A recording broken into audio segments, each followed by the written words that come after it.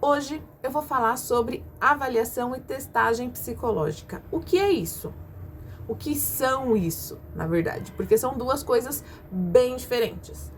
A avaliação é todo o processo que envolve a investigação de uma hipótese.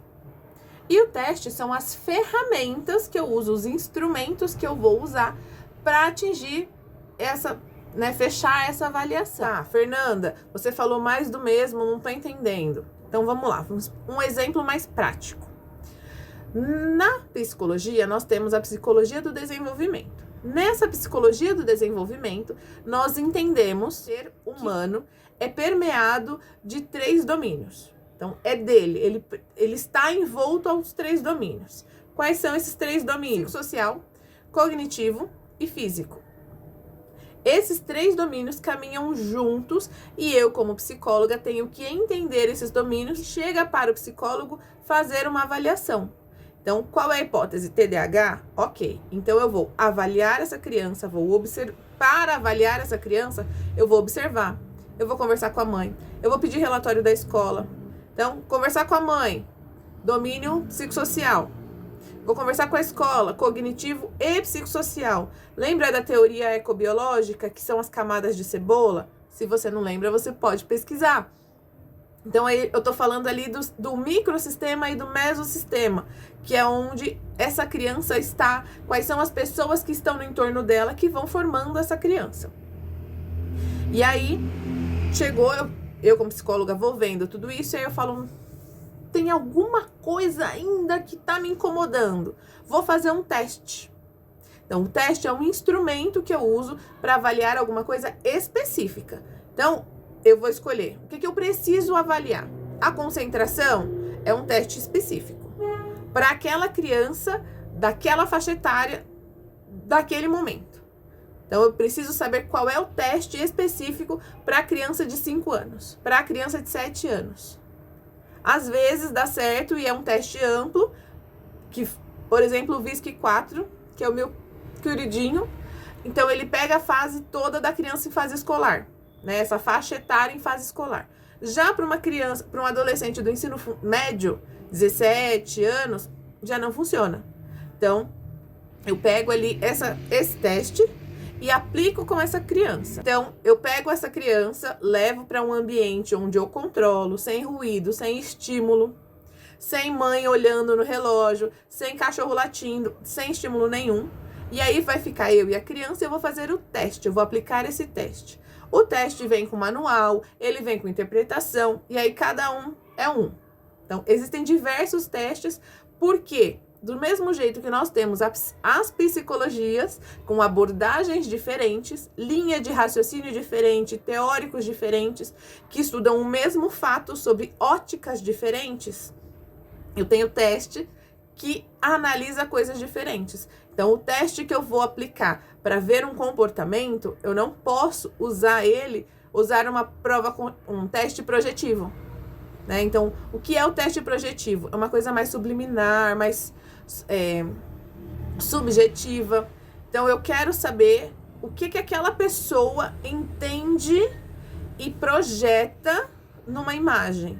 Então, quando ela fala daquela imagem, ela não está falando daquela imagem. Ela está falando dela, de um passado dela, de uma coisa que Freud explica. Se eu quero analisar o comportamento, aí eu vou para a aba, né? Então, aba, eu tenho a tríade da aba, mas esse vai ficar para outro vídeo, tá? Porque ele é o meu queridinho e a gente demora um pouquinho mais de tempo. Então, assim, quem faz esses testes? Qualquer pessoa faz esse teste? Não. São psicólogos especializados em teste. Por que a gente tem ele na faculdade? Porque se você gostar muito, você pode se especializar e ganhar dinheiro. Não é qualquer psicólogo que faz. Não é qualquer psicólogo que consegue fazer esse trabalho. Porque aplicar um teste, qualquer pessoa consegue aplicar, é só ler o manual. Mas interpretar as respostas que deram nesse teste, aí o bicho pega.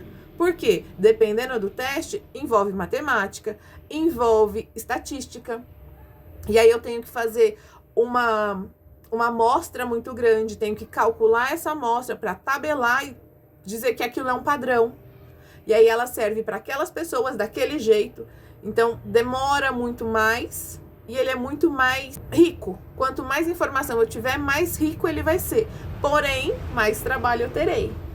Então, tem gente que gosta. Eu tô interessadíssima nisso. Mas gosto muito do ABA, que é a análise comportamental aplicada. Qual a diferença desse relatório, dessa avaliação e desse teste na vida do professor? Nenhuma. Para o professor de chão de sala de aula, nenhuma. Dependendo do objetivo. Porque eu posso fazer uma avaliação para fechar um diagnóstico e posso fazer uma avaliação para poder trabalhar, lidar com isso e pensar estratégias para solucionar esse problema. Então, por exemplo, meu aluno tem TDAH. Eu acho que ele tem. Eu sou professora, eu não sei. Mas ele destoa. Sabe esse destoa que você olha e você fala, ele tem alguma coisa? Eu sei que você sabe do que eu tô falando. Então, essa pegada que a gente tem um nome. Chama-se curva de Gauss.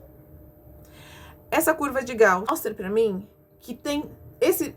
E aí vai juntando tudo, ó. Os marcos do desenvolvimento diz que aquelas crianças daquela idade têm que fazer aquilo. E aí, então, você olha na curva de Gauss que todos eles estão fazendo a mesma coisa. Mas tem um que não faz. Então, ele está fora da curva. Ou ele está acima, ou ele está abaixo dessa curva. E aí, é onde me incomoda. Eu, como professora na sala de aula, me incomoda. Eu não tinha recursos, eu não sabia o que era essa curva de Gauss. Hoje eu sei. Hoje eu entendo. Meu aluno me chama atenção porque ele está destoando. Por que ele está destoando? Porque ele saiu da curva. E aí, se ele saiu da curva, geralmente, quem sai da curva tem um laudo, tem um diagnóstico. Então, eu consigo explicar aquele comportamento, ok? Ok. Então, tem 2 olhares. Eu tenho o olhar para diagnosticar e o olhar para tratar. Eu tenho a avaliação psicológica e a testagem psicológica. A avaliação é todo o processo. Testagem são os instrumentos. Pode ser um jogo, pode ser uma pesquisa, pode ser uma brincadeira, pode ser só uma análise, né? Uma observação. Você coloca a pessoa lá num lugar onde você tem um vídeo, uma câmera gravando e você fica observando. Então, existem muitos testes. E aí, o teste também tem muitas abordagens. Ele pode ser projetivo, ele pode ser cognitivo, ele pode ser do desenvolvimento, ele pode ser psicométrico, ele pode ser muitas coisas. E aí eu vou escolher qual teste eu vou aplicar de acordo com a hipótese que eu quero confirmar ou refutar. Isso eu preciso saber, eu como psicóloga, preciso saber para eu pedir já no relatório. Então, vamos lá, eu sou psicóloga, chegou uma criança, o meu atendente, né, eu trabalho com crianças, e aí chegou da escola um relatório pedindo uma avaliação, dizendo que ele pode ser que tenha um TDAH. Eu, como psicóloga, vou olhar, vou falar, e vou falar, acho que eu concordo com isso. Ele tá desviando aqui, ele tá destoando ali, vou encaminhar para um lugar onde faz essa avaliação, e aí eu vou pedir que eu quero uma avaliação por suspeita de TDAH. Então, eles vão pegar todos os testes que investigam o rastro do TDAH, porque o TDAH é subliminar, é subjetivo. E aí, mas ele deixa rastro. Onde eu vejo rastro? No comportamento. E aí, eles vão rastrear esse comportamento e dizer pra mim, olha, ele tem TDAH. Não, ele não tem TDAH. Ele tem falta de sono, uma rotina desregulada. E aí, então, por isso eu preciso entender e saber um pouco mais sobre avaliação e testagem. Por que nós estamos aprendendo isso na faculdade? A faculdade é uma mesa de degustação. Então, eu vou degustar um pouquinho dessa teoria, um pouquinho dessa teoria, um pouquinho dessa abordagem, um pouquinho dessa abordagem. Vou conhecer a psicologia social, o que ela observa. Vou conhecer a psicologia social, ela vai para institucional. Então, vou conhecer a psicologia do desenvolvimento. Eu gosto, quero saber como é que os idosos chegam bem numa saúde. Por que tem uns que estão muito bem e tem outros que com 50 anos já não estão lembrando mais quem são? Psicologia do desenvolvimento. Eu tenho a neuropsicologia. Então, é a psicologia dos neurônios. O que os neurônios afetam? E aí, eu vou pesquisando. Aí, eu tenho a teoria das personalidades. Essa é um tipo de abordagem bacana. Vou fazer, então, eu vou ser um psicanalista? Ok. Não, eu vou ser um analista comportamental, vou fazer a TCC. Você vai degustando todas elas, conhecendo um pouquinho de cada, para quando você finalizar a sua faculdade, a sua graduação, você olhar e falar assim, a minha abordagem é essa. A abordagem, ela é como se fosse a nossa religião. Eu não posso beber em todas as fontes. Eu tenho que escolher uma e aceitar ela como verdadeira. Se a pessoa chega para mim e eu vejo que a minha abordagem não tá rolando, eu não vou mudar minha abordagem. Eu vou encaminhá-la para alguém que faça a abordagem que ela precisa. E aí, mas como que eu vou saber qual a abordagem que eu suspeito que ela precise? Conhecendo um pouquinho de cada. Como que eu vou escolher a que eu mais gosto? Conhecendo as que eu não gosto. Então, eu tenho que conhecer todas. Vou ficando por aqui. Gostou desse vídeo? Curte, comenta, compartilha. Me ajuda a divulgar isso. Eu quero muito ajudar outras professoras com esse olhar mais pedagógico, com esse olhar da psicologia e a educação, tudo misturado, porque todos nós somos pesquisadores, mas a psicologia é baseada em evidências e a educação, no momento, algumas pessoas fazem no achismo. Isso não tá legal. Isso não nos dá autoridade para cobrar reconhecimento, por exemplo, valorização.